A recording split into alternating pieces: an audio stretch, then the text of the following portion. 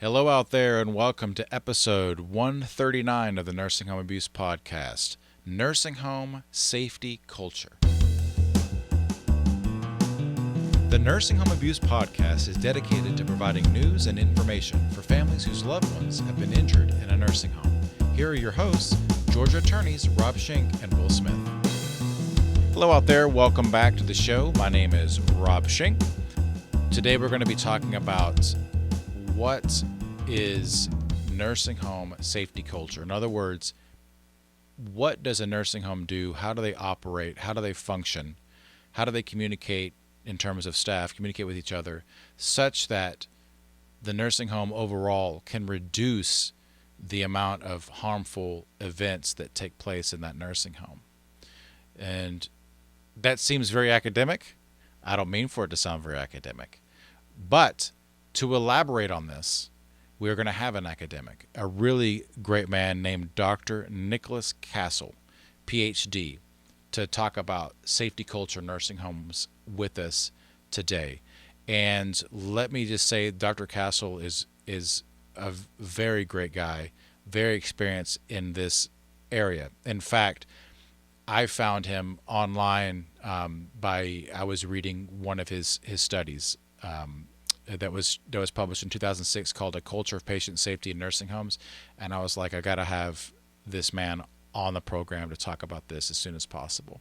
But to a little bit more about him, Dr. Nicholas Castle is a professor at the University of West Virginia in the Department of Health Policy and Management and Leadership.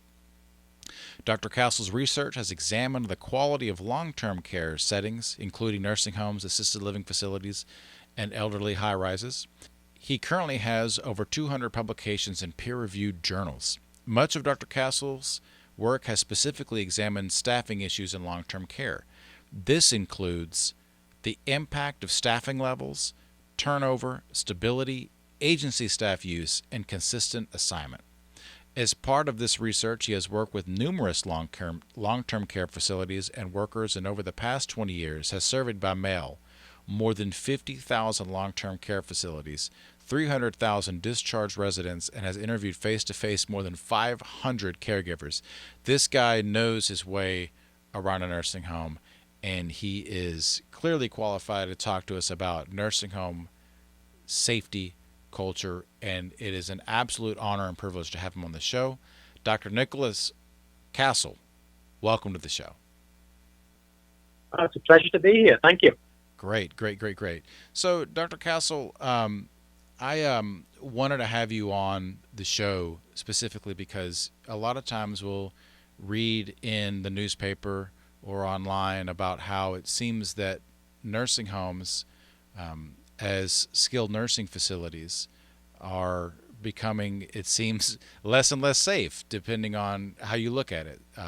Understaffing a lot of times might lead to incidents of falls or things of that nature, but I noticed that you had a very in-depth, fantastic study that was published in 2006 regarding the culture of patient safety in nursing homes. And so that's why I wanted to get you on. But before we go into that, I would love it if you could just talk about what does safe culture actually mean in a nursing home setting? Oh, sure. So I should say before I give the definition that your listeners might be interested to know that safety culture did come from two government reports from the Institute of Medicine. And one is To Err is Human, and the other is Crossing the Quality Chasm. They were written in 2000, 2001. And together, what they seem to conclude is the healthcare system in general seemed to have safety problems and quality problems. And that drove folks in government and academia to try and look at these problems and of course, try to make improvements. And one thing that came out of this was that patient safety culture had it seemed to have a large impact on healthcare outcomes, especially in hospitals. And it was a concern because part of the conclusion of the study was about 100,000 people each year die as a result of a medical mistake or an error. And that study, again, it's dated, it's around the year 2000 or earlier, and it didn't include nursing homes. And some folks have disagreed with some of the findings, but it's at least 100,000 folks each year that have medical errors resulting in death. So clearly, the government wanted to do something about this. So again, this thing called patient safety culture came up as something that could be useful to start to address patient safety problems in hospitals, and then subsequently what we use it for is nursing homes. So I do have the long definition of patient safety culture, which is moving towards a safer healthcare system that includes looking at opportunities to improve systems and prevent harm, how the perceptions, behaviors, and competencies of individual groups determine an organization's commitment, style, and proficiency in safety management. And that is quite a mouthful. What somebody really distilled this to was, it's the way things are done around here. I was going to say, can you put that right? I was going to say, can you put that in layman's terms? And that's exactly that seems exactly layman. That's exactly right. Yeah, the way they're done around here, and that is especially true with nursing homes. If you go to nursing homes, I've been to more than 500 now in my career, and you can tell by walking around, asking a few questions, that the way things are done has a tremendous impact on staff, residents, quality of life, and patient safety. So that makes a lot of sense. But before we jump into the conclusions and the meat of the study, why did you actually decide to go forward with the study in 2006? What was lacking or what was the reason for doing that on top of what was done in 2001? Okay, so the 2001 reports were primarily based in hospital setting, which Gotcha. is often the case with government reports, unless there's a particular issue with nursing homes. And it didn't really address issues and problems in nursing homes. And I've made a career the past 30 years of looking at the quality of nursing homes and how to improve the quality of nursing homes. And patient safety and patient safety culture is related to quality in many ways. You can think of them as overlapping dimensions of how to make a good nursing home.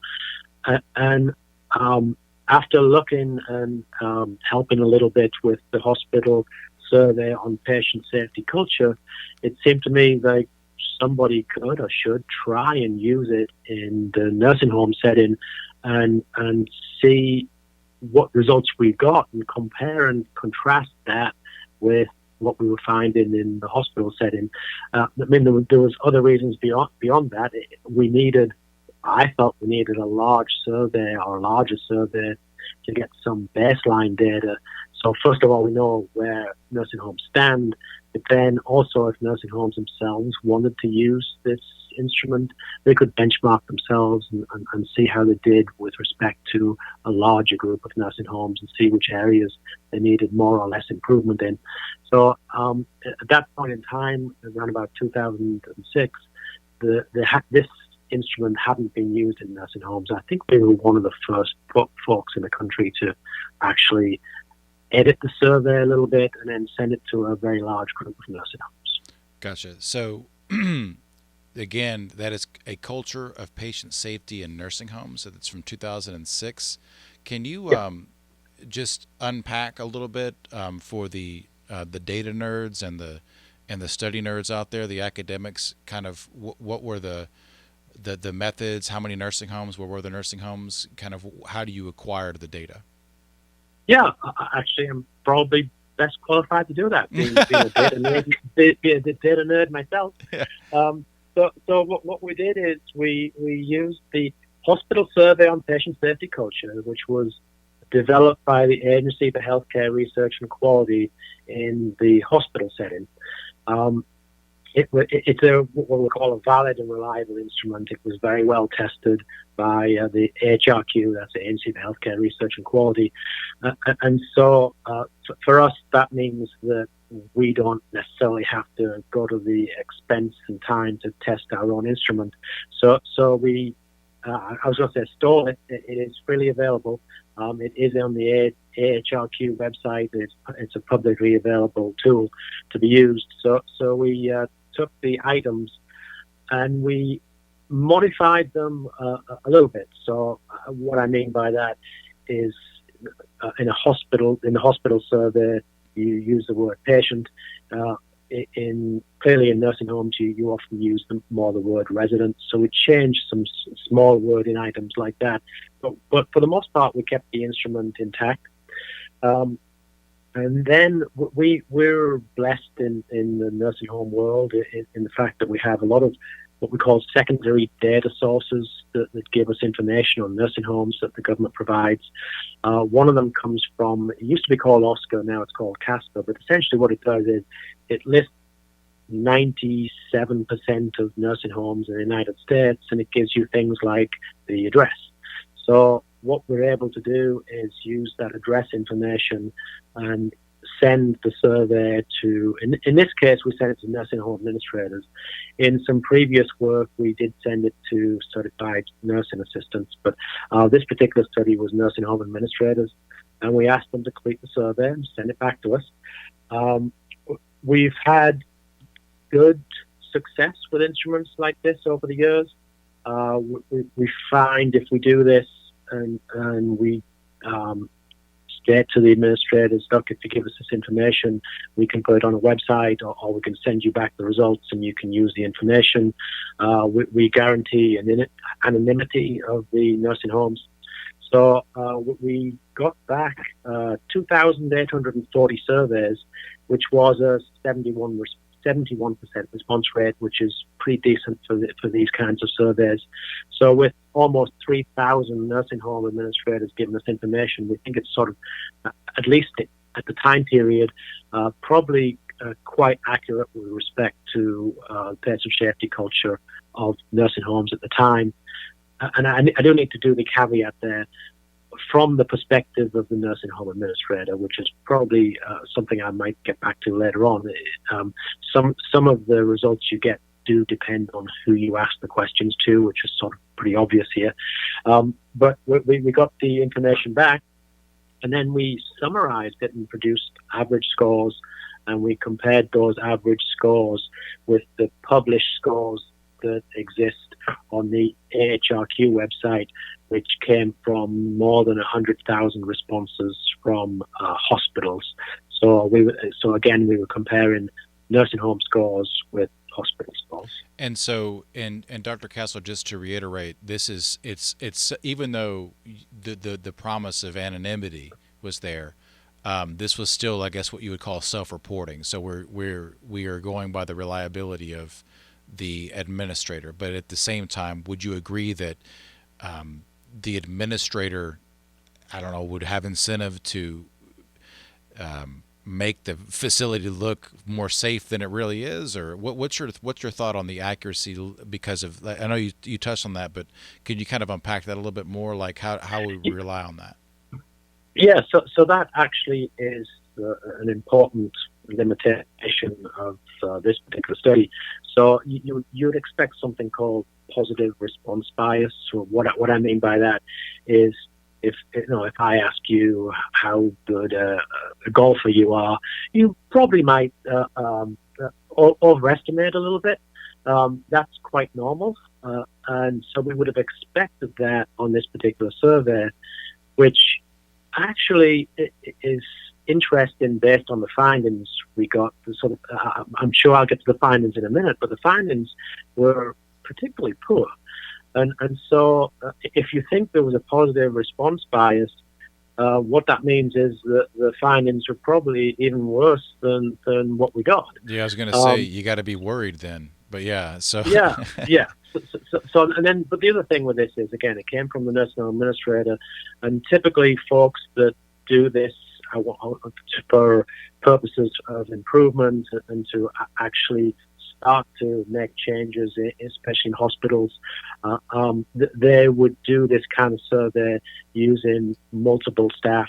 So again, we did some work using CNAs, but if a facility really wanted to use this instrument and get some very accurate data such that they could put resources behind it to make improvements, they probably should go to the CNAs, the LPNs, the RNs, and other staff, rehab staff, and other workers in the facility, and get what's called a 360-degree view of patient safety culture, and then go forward with improvements that probably shouldn't base this just on their own opinion.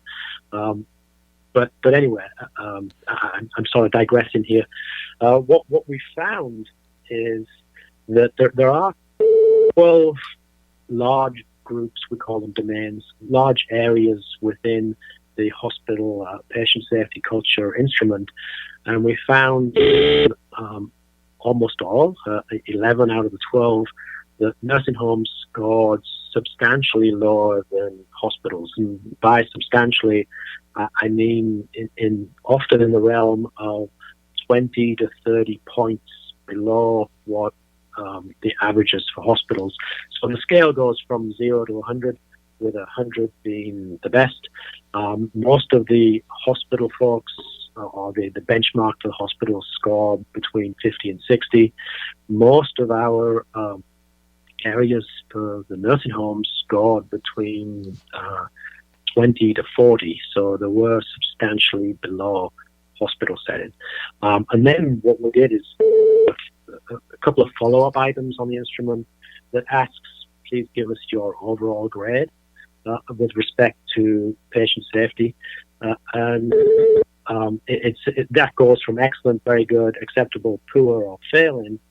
We found that 70% of nursing home administrators rated themselves as a C, which is acceptable, or D, that's poor. So there weren't very many that said that their patient safety was excellent or very good, which is sort of a little disconcerting, I would say. right. And then we also asked, in the past 12 months, can you list off how many patient safety events or issues you've had? And the average came up close to 10. So they could remember, or at least put down, that they'd had 10 patient safety issues in their facility within the past year. We didn't ask what kind, because that's a little detailed, but you're probably talking about falls, medication errors. And I'm guessing that since they remembered them, they were probably life-threatening, or if, and in some cases, probably life-ending for some residents. Did you get any pushback with regard to the argument that you're comparing apples to oranges as using the hospitals for a base? Like, what's a response to the fact that acute care is different than long-term care? So I entirely agree. Acute care is different from long-term care, which is actually one of the other reasons why we did this. Right. Acute care and hospitals have a lot more resources and have a lot more. They have different staff to do both quality and patient safety, whereas nursing homes, as you know, are primarily based on a certified nurse aide model. They give 80% of the care, with less direction, not less direction, with compared to the hospitals at least, less direction from LPNs and RNs and medical directors. And so because the makeup is different, you would expect some of these scores to be different. Right. But the actual items within the patient safety culture instrument do apply to nursing homes very well in respect to whoever's given the care. And I'm sorry if you can hear me turning my pages right now. I don't have all of the domains listed, but I was going to read off a few of them for you. Please. It's things like the frequency of events that are reported, management expectations in this area, organizational learning, teamwork within units, and that is especially pertinent to nursing homes because, as far as I know, most of them are based on units. Communication openness, feedback and communication about errors, non-punitive response to errors, and I know that can be an issue for nursing homes. If you look at the score here, they got a score of, nursing homes got a score of 28, whereas the average for hospitals is 50. I know several nursing homes have more of a punitive approach to many areas of care for staff. Then there's staffing, which it might include staffing levels, types of staff, management support for safety, which is something that I'd love to talk more about, and teamwork across units, and then handoffs and transitions. So all of the areas, even though this is based on, again, on the hospital setting, I would definitely argue applies to the run-in and management of a nursing facility. That makes absolute sense, Dr. Castle. I mean, like, at least on critical components, it's apples to apples. I mean, having adequate trained staff, having, particularly as you said, communication between shifts and between staff is more important, seems like, in a long-term care setting than it is in an acute setting. So that they feel like that's a good response to that argument. But please go ahead with the conclusion. So the conclusion again was that maybe, at least tentatively, again with the caveat that this was based on nursing home administrators, that nursing facilities may want to start looking at their patient safety culture, and from these 12 major domains or areas, definitely make improvements if they were getting lower scores than either their peers or their hospitals, and/or hospitals. And again, I'd sort of reiterate that we got very similar results from certified nursing assistants themselves. So we were getting somewhat of a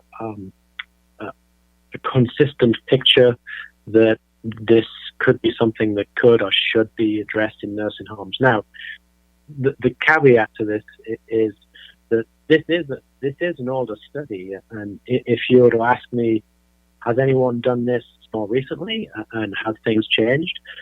I don't know of many additional studies using this instrument or others in nursing homes. I know that somebody did a review of this area in the academic literature and only came up with 25 studies in the past 20 years. So it is under-researched. And then one of the steps that could be done is, or should be done, is this is the patient safety culture. It's an indicator. It's a first step in where you should improve.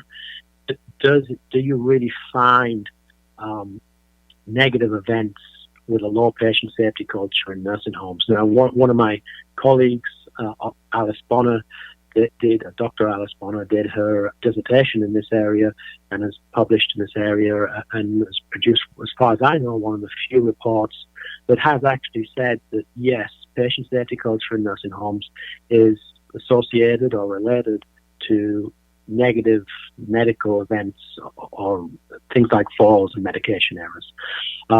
But does this exist today? I would say that you've got to be careful when I'm speaking in generalizations about the average scores we got for nursing homes.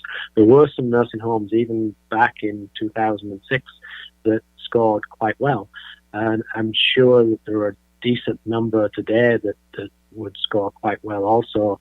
And I think the trends within facilities for the past 10 years have been towards better quality, better patient safety.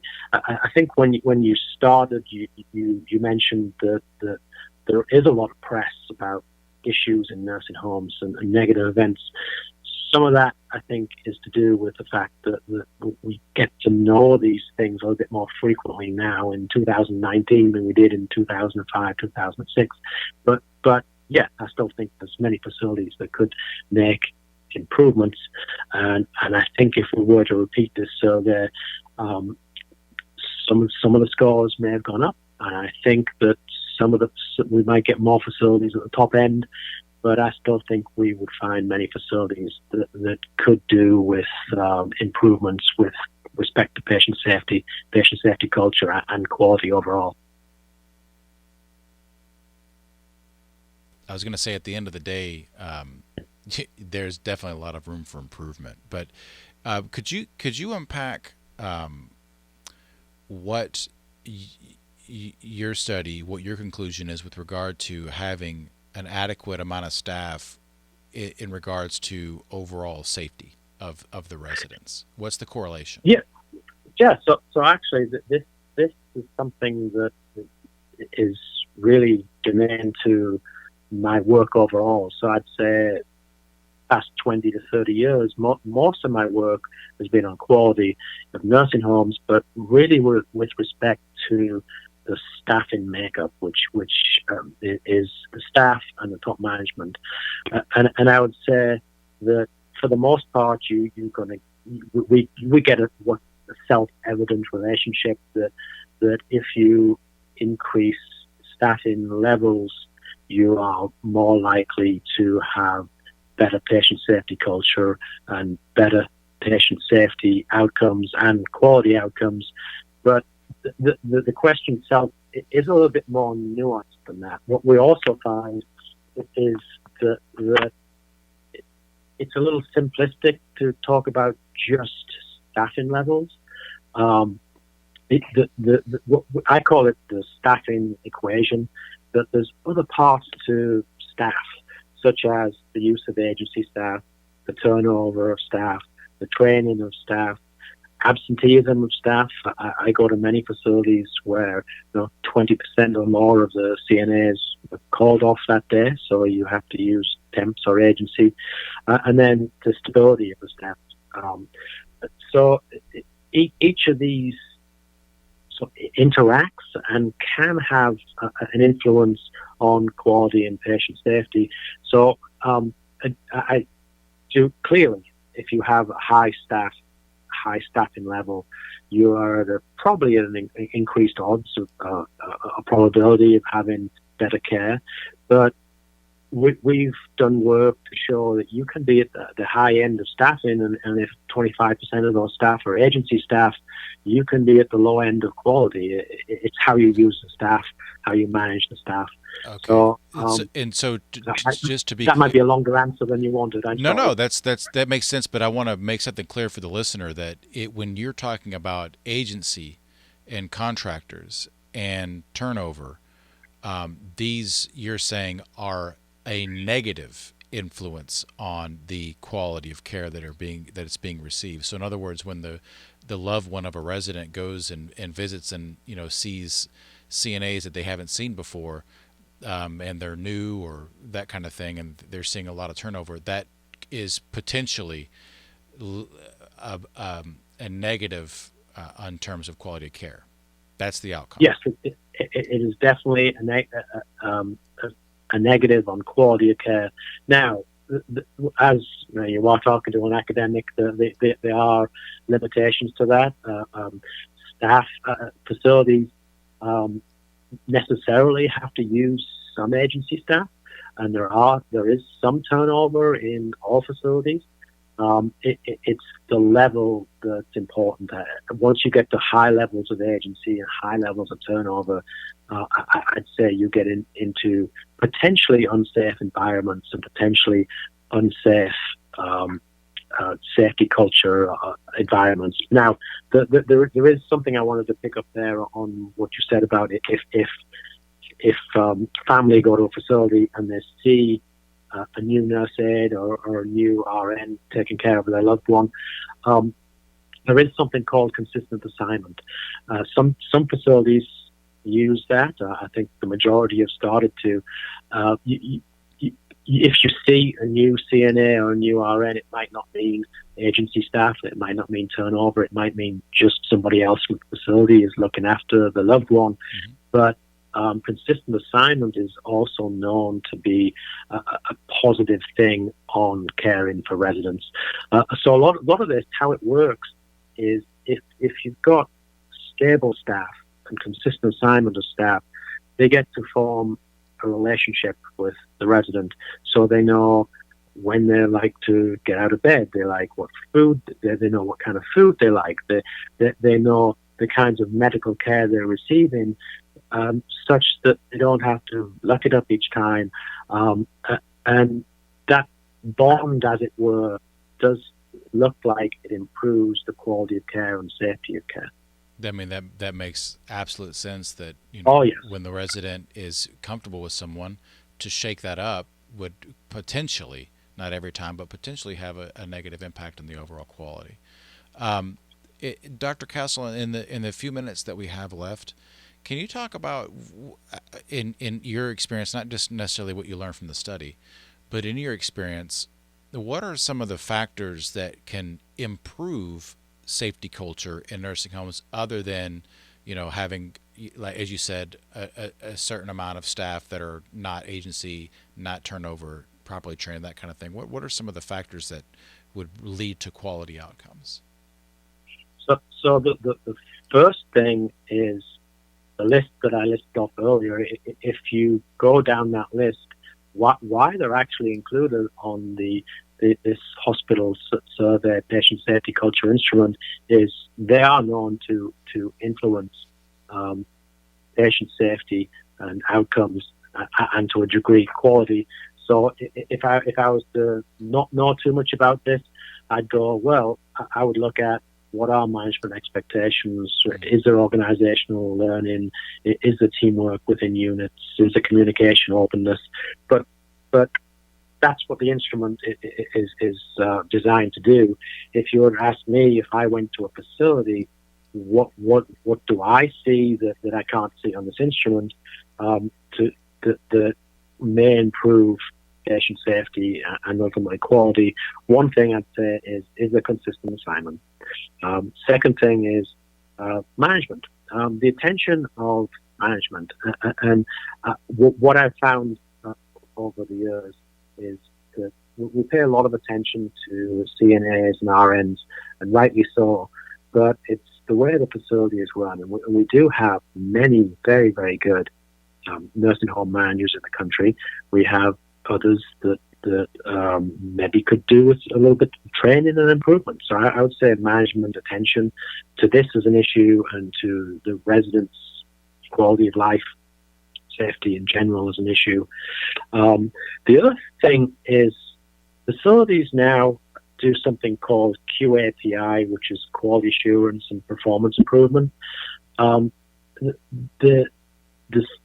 CMS mandates that should be done. I would say within those QAPI committees and groups, if more patient safety issues were listed, and if patient safety culture was addressed within those groups, that may be of use.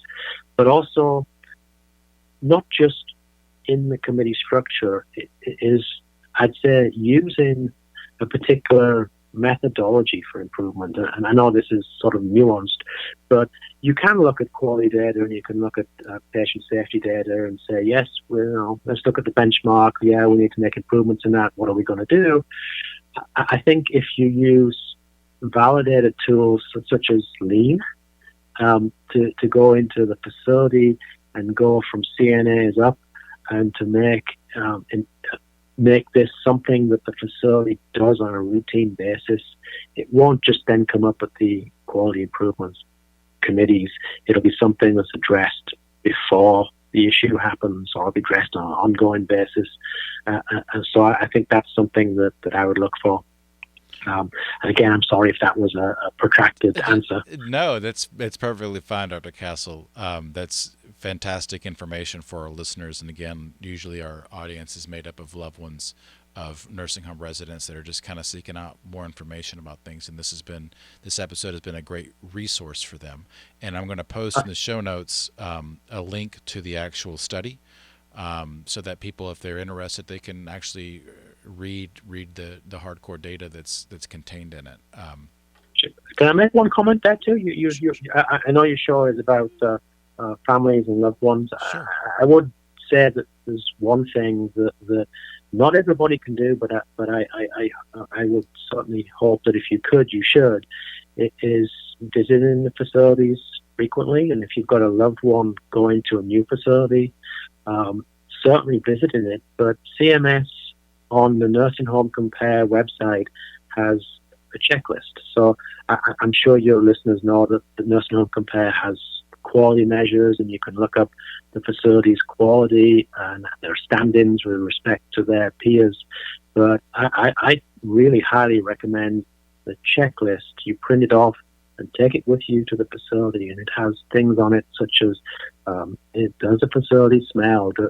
Do a residents in the corridor, the residents look happy, the staff look happy, and I think it was thoughtfully put together by CMS. And Absolutely. I think it would help folks. That's excellent advice, and we actually, and in previous episodes, have had entire episodes dedicated to how to navigate the Nursing Home Compare website and how to survey potential nursing home. We had, I know we had Richard Mollett of the Long-Term Care Community Coalition on to decipher that website and offer guidance, just as you had said about, basically kicking the tires on a new nursing home. But always good advice, what you said. Print that document out, go with the checklist, and go and actually go ask questions. Be present with your loved one as often as you can, and that's going to be very critical in lowering the likelihood of problems. That's great advice. Well, thank you. Well, Dr. Castle, it has been an absolute pleasure. We really appreciate you coming on, sharing your knowledge, and being a resource for our listeners. Well, I really appreciate being asked, and I hope that at least some of my comments help some of your listeners, and I certainly wish them luck with themselves and their loved ones. So thank you. All right, thank you. As I mentioned at the top of the show, Dr. Castle has, in the past 20 years, done 50,000 surveys by mail of long-term care facilities.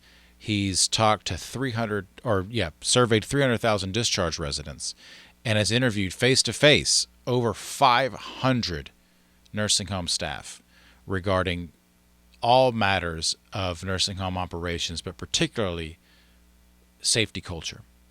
That's why he has a breadth of knowledge on this topic. We really appreciate him coming on the show. I think it's really interesting intuitively when you go into a nursing home and you are always seeing different people that, you scratch your head and go, that can't be good. And his studies are showing that, in fact, it is probably not good. But what I want to make note right now, what Dr. Castle talked to me about off the air, is that a lot of times on this podcast we are aggressively, pointing the finger at nursing homes. And he reminded me to say that, not all nursing homes are bad. There are a lot of nursing homes out there that are providing excellent care. And I agree with that statement. I think sometimes because of our perspective, we lose sight of the fact that there are, in fact, nursing homes doing good jobs. And I just want to give a shout out to that via Dr. Castle's prompting of me. But he's absolutely right. I don't want to lose sight of the fact, and I don't want you out there as a listener to lose sight of the fact that there are a lot of nursing homes that put in a lot of work and do care about resident safety.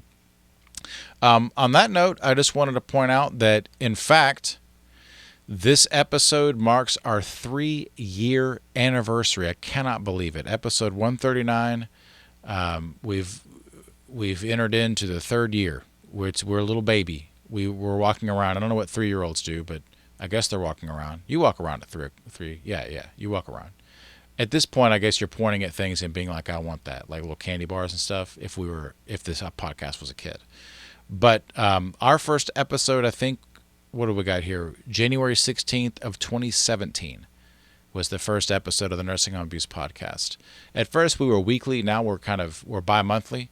I don't necessarily see major changes like that in the future, but we are certainly happy on behalf of Will to keep putting out these episodes for you, because I feel like it does the community good to learn a little bit more every other week about nursing home care. But I can't believe that we're hitting 3 years of this. It's pretty wild.